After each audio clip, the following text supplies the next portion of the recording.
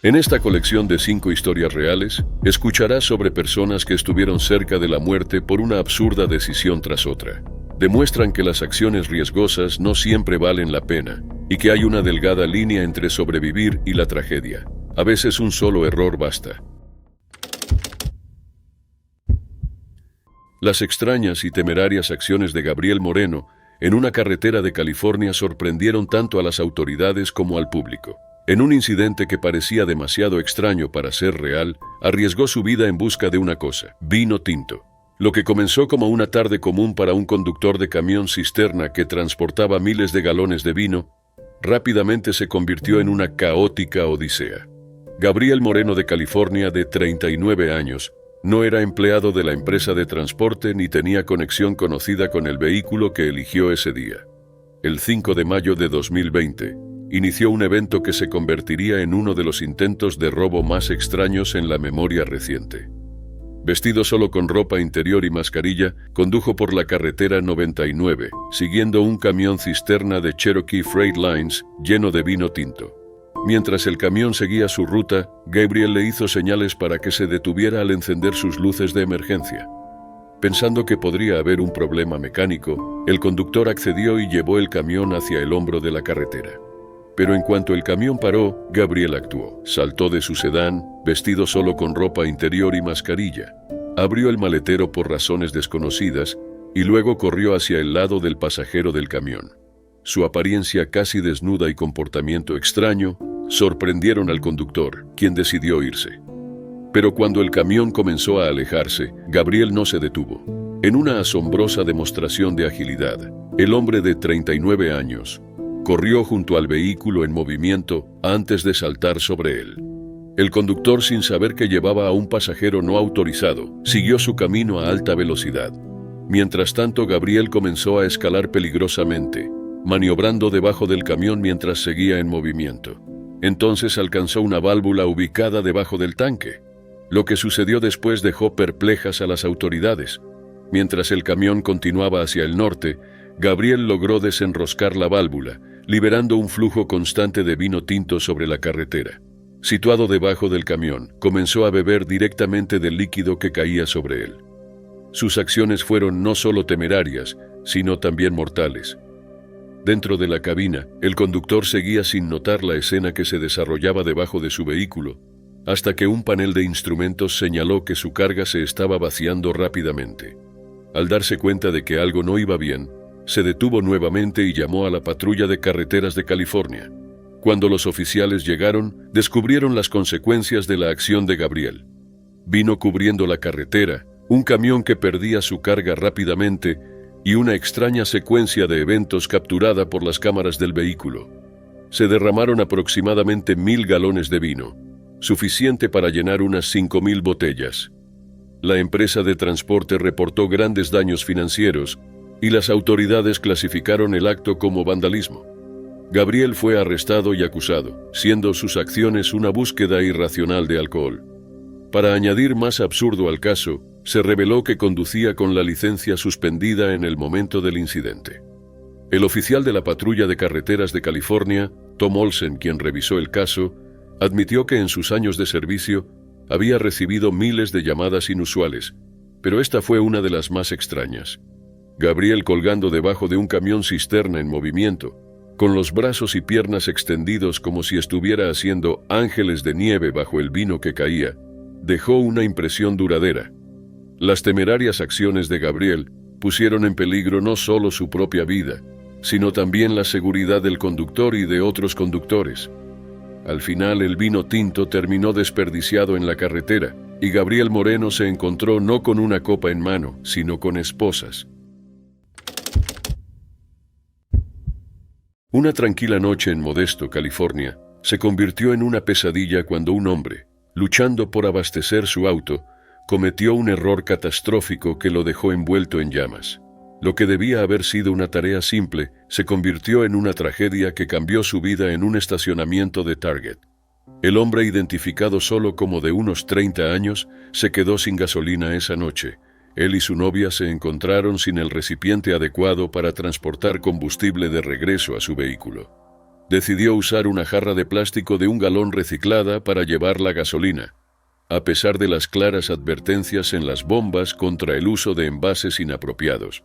Pero una vez llegó a su vehículo, la válvula de seguridad del auto, diseñada para evitar derrames y peligros ambientales, dificultó verter el combustible directamente de la jarra al tanque. Intentó crear uno derritiendo la boca de la jarra con un encendedor, esperando darle una forma más práctica. Lo que no consideró fue la naturaleza altamente volátil de la gasolina. Como líquido, la gasolina no es tan fácilmente combustible, pero sus vapores son extremadamente inflamables. Incluso la chispa más pequeña puede desencadenar una explosión en presencia de vapores concentrados. En el momento en que la llama del encendedor tocó la jarra, se produjo una reacción instantánea y violenta. Una bola de fuego estalló envolviendo su cuerpo en llamas. El calor intenso derritió su ropa e incluso sus zapatos, quemando su piel. La fuerza de la explosión propagó el fuego a un Lexus cercano, incendiando el vehículo. Corrió, pero cada movimiento solo alimentaba las llamas que lo consumían. Testigos describieron una escena espantosa, mientras el hombre tambaleaba lejos del auto en llamas, gritando por ayuda. Varios transeúntes acudieron a ayudarlo, algunos usando sus propias manos para sofocar las llamas, mientras otros buscaban desesperadamente algo para apagar el fuego. Un empleado de Target logró tomar un extintor y apagar el incendio del vehículo. Pero para el hombre, el daño ya estaba hecho. La mitad frontal de su cuerpo sufrió quemaduras de 3er grado. Sus heridas fueron tan graves que los paramédicos priorizaron asegurarse de que sus vías respiratorias se mantuvieran abiertas, temiendo que las quemaduras pudieran causar que su garganta se cerrara. El jefe de bomberos Darin Jesburg, más tarde, confirmó que sus zapatos se habían derretido. Los paramédicos trabajaron para estabilizarlo antes de trasladarlo en avión a la unidad de quemados del Centro Médico de la Universidad de California en Sacramento. Con quemaduras que cubrían más de la mitad de su cuerpo, su pronóstico seguía siendo incierto, pero la gravedad de sus heridas significaba un largo y doloroso camino hacia la recuperación. Las secuelas de la explosión dejaron el pavimento quemado, los restos carbonizados de un auto y el persistente olor a plástico y combustible quemado fueron sombríos recordatorios de los eventos de esa noche. Los investigadores revisaron las grabaciones de vigilancia para reconstruir el incidente, pero la causa ya estaba clara: un peligroso malentendido de cómo se comporta la gasolina. Los vapores de gasolina son más pesados que el aire, lo que significa que se acumulan en áreas bajas, creando una zona de peligro invisible. El intento del hombre de usar una llama abierta cerca de una sustancia tan volátil resultó en un desenlace predecible pero devastador. La gasolina no debe manejarse a la ligera, y las medidas de seguridad existen por una razón. Para el año 2014, Lance Lacrosse, un guía de tours de pantanos de 29 años de Marrero, Luisiana, había forjado una reputación por sus arriesgadas hazañas con algunos de los depredadores más temidos del pantano. Su sustento dependía de la emoción que proporcionaba a los turistas ansiosos por un encuentro cercano con caimanes. Durante años, se había adentrado en las turbias aguas fuera del Parque Nacional Histórico Jean Lafitte, realizando hazañas que dejaban a su audiencia boquiabierta. Se burlaba de los enormes reptiles con una confianza inquietante que parecía desafiar la lógica. Sus acciones generaban tanto admiración como gran preocupación. El día que lo impulsaría aún más al centro de atención, Lacrosse lideró otro tour para Airboat Adventures, la compañía que lo empleaba. El pantano vibraba con el zumbido húmedo del verano. Los turistas se alineaban en los bordes del bote, anticipando otra actuación del llamado susurrador de caimanes. Con una bravura casual, Lacrosse se deslizó al agua, cada uno de sus movimientos sin miedo. 2 grandes caimanes nadaban cerca, sus formas prehistóricas apenas causando ondas en el agua oscura. Con un trozo de pollo en una mano, lo extendió hacia los caimanes, quienes aceptaron la ofrenda. Luego, mientras la multitud murmuraba emocionada, pidió que le tiraran malvaviscos. Colocó uno entre sus labios y se inclinó hacia adelante mientras un caimán lo tomaba cuidadosamente de su boca, un acto tan imprudente que dejó a los espectadores sin aliento. Era un espectáculo que había realizado incontables veces, pero no sin consecuencias ni temor. El mismo Lacrosse admitió el peligro, confesando que cada vez que entraba al agua, el miedo era su compañero. Comprendía los riesgos más que nadie. Sus encuentros cercanos lo habían dejado con dedos mordidos, y una vez fue perseguido hasta el bote por un caimán de 3 metros que le mordió los talones. Pero su creencia en el control, en los reflejos rápidos y técnicas bien practicadas, lo envalentonó. Mantenía su mano bajo sus bocas para evitar una mordedura repentina, y decía que podía juzgar sus movimientos con precisión para cerrar sus mandíbulas antes de que pudieran lanzarse. Pero ninguna habilidad puede borrar verdaderamente la imprevisibilidad de un animal salvaje. Los videos de sus hazañas se difundieron en línea. Mientras algunos se asombraban de su valentía, otros expresaban preocupación sobre la ética y la legalidad de sus acciones. Alimentar caimanes estaba prohibido en la parroquia de Jefferson, pero sus videos mostraban repetidas interacciones directas.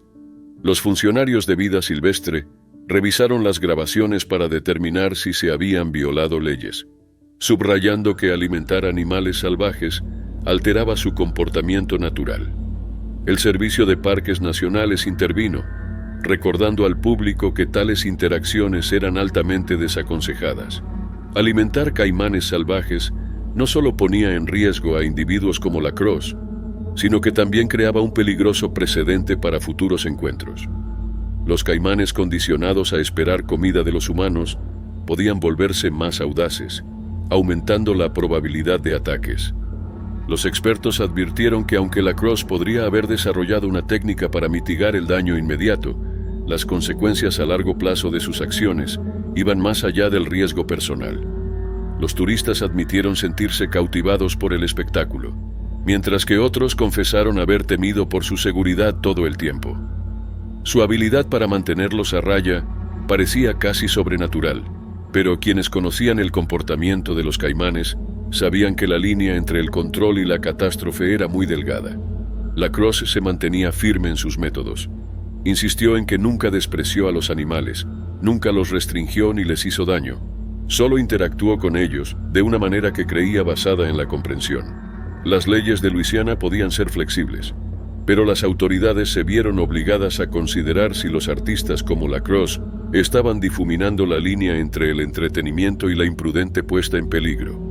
Aunque Lacrosse había sobrevivido a innumerables encuentros, no importa cuán hábil, rápido o confiado seas, los humanos no están exentos de las reglas de la naturaleza. Cuando fuertes tormentas eléctricas azotaron Bridgeport, Connecticut, la noche del 6 de septiembre de 2018, los cortes de energía dejaron las casas a oscuras. Entre los afectados se encontraba una mujer de 30 años, madre de 2 hijos, que se vio buscando una fuente de luz alternativa. Tomó lo que pensaba que era una vela, provocando un devastador accidente. La mujer y su familia habían salido en un intento de comprar iluminación de emergencia en una tienda Home Depot, pero encontraron la tienda cerrada. Sin más opciones inmediatas, regresaron a casa a soportar el apagón. Recordando que los propietarios anteriores habían dejado lo que parecían ser velas en el sótano, la mujer bajó a buscarlas. Entre los objetos guardados encontró lo que creyó que era una vela y la subió para encenderla. Lo que no sabía era que el objeto que sostenía no era una vela. Al encender lo que pensaba que era una vela, ocurrió una explosión devastadora. La vela era un cuarto de dinamita. El dispositivo explosivo se detonó casi de inmediato, desatando una violenta explosión que destrozó la casa. La explosión causó graves heridas en las manos de la mujer, incluida la pérdida de varios dedos, e infligió un trauma severo en su rostro. La fuerza de la explosión rompió al menos una ventana de la casa, y el sonido resonó en el vecindario, lo que hizo que los vecinos llamaran al 911. El esposo y los hijos de la mujer resultaron ilesos, pero estaban conmovidos por el evento traumático. Los paramédicos la trasladaron al hospital de Bridgeport para tratamiento inicial, antes de transferirla al hospital Yale New Haven para atención especializada. Sus heridas fueron clasificadas como graves, y los profesionales médicos evaluaron la extensión del daño en sus manos y rostro. Bomberos y agentes de la ley realizaron una búsqueda exhaustiva de la casa, descubriendo otro dispositivo explosivo similar al que había detonado. Se llamó al escuadrón antibombas de la Policía Estatal de Connecticut para retirar y luego detonar de manera segura la dinamita restante. Como medida de precaución, las autoridades también registraron las casas vecinas para asegurarse de que no hubiera más explosivos, pero no se encontraron más amenazas. El dispositivo involucrado en la explosión, comúnmente conocido como un M1000 o cuarto de dinamita, es un potente explosivo que contiene una cantidad considerable de material pirotécnico. Al encenderse, produce una reacción de combustión rápida e intensa, generando suficiente fuerza para causar daños significativos a estructuras y lesiones graves a cualquier persona cercana. La presencia de un fusible debería haber sido un indicador de su verdadera naturaleza, aunque en la tenue iluminación del sótano, tal detalle podría haber pasado desapercibido. Aunque la ley de Connecticut prohíbe estrictamente la posesión de dinamita, fuegos artificiales y materiales explosivos similares, los investigadores determinaron que la mujer y su familia no tenían conocimiento previo de los artículos peligrosos en su hogar. Se presumió que la dinamita había sido dejada por un propietario anterior, posiblemente años antes. Las autoridades clasificaron el incidente como un trágico accidente, subrayando la importancia de una preparación adecuada para emergencias y la conciencia de los materiales peligrosos en casas antiguas. Instaron a los residentes a invertir en iluminación de respaldo confiable, como linternas o lámparas a batería, y a contactar con las autoridades de inmediato si descubren objetos sospechosos que puedan representar un riesgo de explosión. El devastador accidente dejó a la mujer enfrentando una larga y difícil recuperación. Sus lesiones requerirían tratamiento médico extenso, rehabilitación y ajustes en su vida diaria. Su familia quedó con el trauma emocional de presenciar un evento tan repentino y violento. El intento de un hombre de 81 años de ayudar a un vecino resultó en un angustioso rescate frente a la costa de Gales. El pensionista residente de Red Wharf Bay, en el norte de Gales, se convirtió en el improbable centro de una operación dramática después de que las altas mareas y los fuertes vientos lo arrastraran al mar. El día del incidente, mareas inusualmente altas y vientos poderosos habían arrastrado el cubo de basura de un vecino desde la orilla de Red Wharf Bay. Al ver el cubo flotando en el agua, el pensionista decidió actuar. Viviendo cerca del agua, no le eran ajenas las mareas y los desafíos que conllevaban. Pero subestimó las condiciones meteorológicas. Decidido a no dejar que el cubo se alejara demasiado, saltó a su bote inflable, una embarcación pequeña y endeble, y remó hacia las aguas turbulentas, atando el cubo a su bote con una cuerda. Su intención era simple: recuperar el cubo y devolverlo a la orilla. Pero las fuerzas de la naturaleza resultaron ser mucho más fuertes de lo que anticipó. Mientras el hombre aseguraba el cubo, fuertes vientos comenzaron a desbordar su bote. La pequeña embarcación rápidamente se desvió y comenzó a alejarse de la costa. Se encontró a una milla de la costa, indefenso ante el empeoramiento del clima. Al darse cuenta de la gravedad de la situación, se convirtió en algo crítico. Contactó a los servicios de emergencia y marcó el 999, alertándolos sobre su angustia. La estación de botes salvavidas de Moelfre fue notificada de inmediato y un equipo de rescate fue enviado a su ubicación. La tripulación del bote salvavidas, familiarizada con una amplia gama de emergencias, llegó al lugar para encontrar el bote del pensionista llenándose de agua. Las condiciones del mar habían pasado factura, y el hombre, que no llevaba chalecos salvavidas ni ropa impermeable, estaba en serio riesgo. Estaba visiblemente frío y desorientado, sufriendo de una leve hipotermia. La tripulación del bote salvavidas rápidamente lo sacó del agua, transportándolo con seguridad hasta la orilla. Una vez en tierra, el hombre fue tratado por hipotermia. Su estado fue considerado leve, pero requirió atención. Luego fue trasladado al Hospital Isbiti Gwynedd en Bangor para una evaluación y cuidados adicionales. Mientras tanto, la tripulación del bote regresó al mar para recuperar tanto el bote inflable como el cubo de basura, que aún estaba medio lleno de basura cuando lo recuperaron. La naturaleza extraña del rescate, con la tripulación llevando un cubo desechado junto al pensionista varado, dejó incluso a los experimentados miembros de la tripulación con un sentido de incredulidad. La operación de rescate se convirtió en una adición única a la historia de la estación de botes salvavidas de Moelfre. Dave Massey, el portavoz de la estación, comentó que las tripulaciones de botes salvavidas habían estado involucradas en incontables rescates a lo largo de los años, pero ninguno tan inusual como este. El incidente planteó preguntas sobre la decisión del pensionista de aventurarse en aguas tan turbulentas sin el equipo de seguridad adecuado. Las autoridades señalaron que no era prudente intentar una tarea así en esas condiciones, pero la determinación del pensionista de recuperar el cubo, una pequeña pero significativa propiedad de su vecino, demostró un notable sentido de responsabilidad. Tras el rescate, este sirvió como recordatorio tanto de los peligros impredecibles del mar, como de la importancia de estar preparado en entornos tan impredecibles. El rápido pensamiento del pensionista al llamar por ayuda probablemente le salvó la vida, pero su error al no usar un chaleco salvavidas o ropa impermeable podría haber resultado en un desenlace mucho más trágico.